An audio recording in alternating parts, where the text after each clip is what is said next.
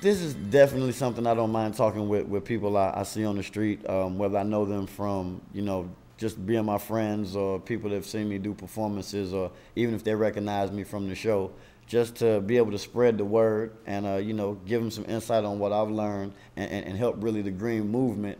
That's the main focus of like why I did it, and that's how the world or life itself is going to improve, is from us contributing, kind of each one teach one.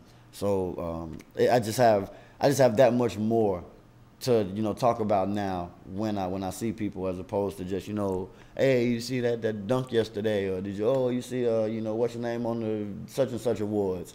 It's like, no, now I can be like, hey man, you really could stand turn that light off, if you're not gonna be in that room. I'm just saying, if the people don't got electricity in Budapest or something like that. So, just to be able to really kind of put that consciousness or that awareness on the people just a little bit, it'll make the world better.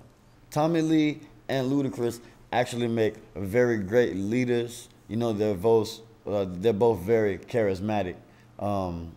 So they take control of the situation. They make sure nothing gets too far out of hand. Tommy's a wild boy, but he still has very good leadership qualities and skills. And as much as I was not really rooting for them to win or be better than us in performance, I noticed he kept control of things over there pretty good.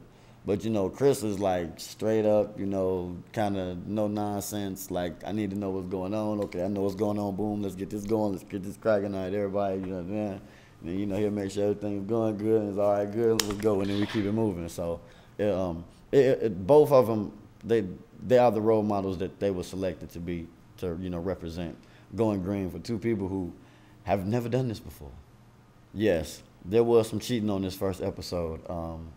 As far as we call it, the way we saw it, there was some, disadvantages, or I would just say things were taken advantage of that we just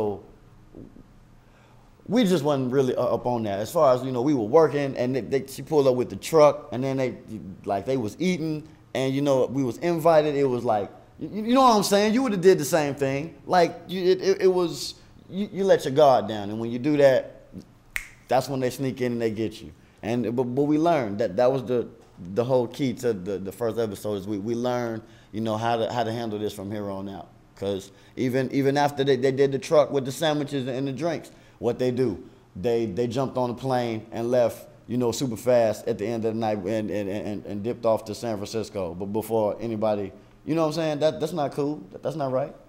So like, just it's good to know your opponent. You know what I'm saying? Just to keep your friends close, but your enemies even closer. That's what we learned. Oh, like, yeah, I thought some people might, inquire because he was so gangster with it. But no, that's really Ludacris's jet. You know what I'm saying? It's actually, it's the same jet we used in the Do It For The Haters video when we flew out to Vegas for the All-Star weekend. Like, it's a great jet, great plane. But no, he really jumped on the phone, called up Uncle Juan and said, hey, I need the plane. Couple hours later, plane comes, we get on, take off, and we right there. It makes no difference that they snuck out and got to try to get the upper hand before us, because we know how to improvise, and that's the key.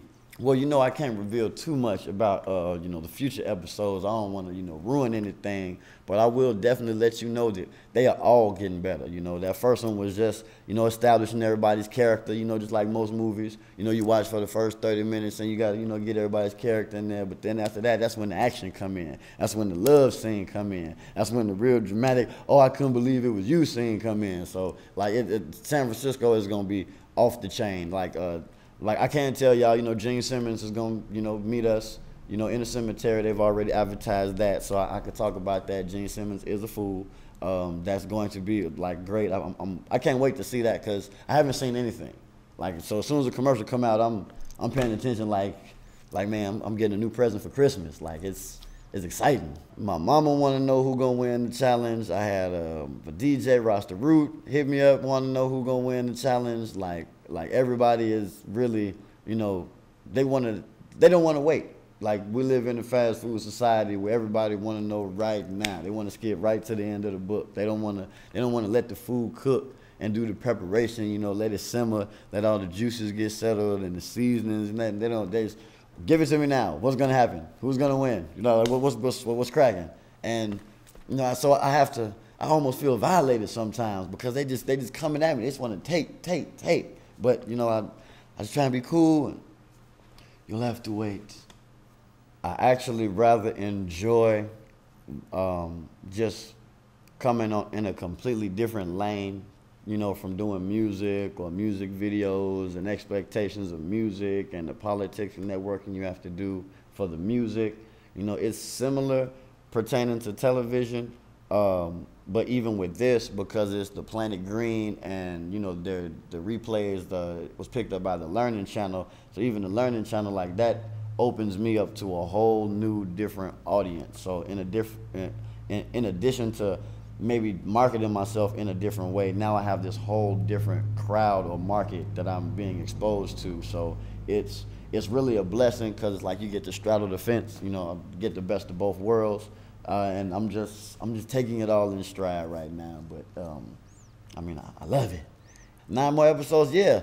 You're gonna see a lot more of me. I think that's the best part about me being on the show, is it's not like I could get kicked off. Like I didn't bite nobody's nose off, or I didn't, you know what I'm saying? I didn't slap nobody's mama. I didn't get into a fight with, you know, anybody or nothing like that. So it's not even based on elimination. It's just, you know, like knockout, drag out, die hard competition, you know, till the end, and winner take all. So I'm on every episode, and I mean, it's just gonna be a trip. You have to watch. There's going to be ignorance and shenanigans beyond the level of communication through English. Please understand, it's going to be ridiculous. You have to watch every episode, always. You have to have the education with the entertainment. That's why I jump right on. That's right up my alley. 4 eyes. I got 2 eyes for ignorance and 2 eyes for intelligence. So I get to see everything. I get to see it all. This is 4 Eyes, Fantastic 4 Eyes, aka the Prince of Egypt. Thank you for tuning in, and be sure to watch Battleground Earth. Look for your boy, 4 Eyes. You see this smile? It's so pretty. It's so pretty. Make sure you tune in every Sunday, 10 o'clock Eastern Standard Time on Planet Green. Or you can catch the reruns on the Learning Channel. That's TLC. Same 10 p.m. Eastern Standard Time. But just remember, this smile is priceless. I think the Learning Channel is 7 p.m. Oh, it is? I think so. Okay. I just heard the Learning Channel is 7 p.m. Eastern Standard Time. But this smile is golden.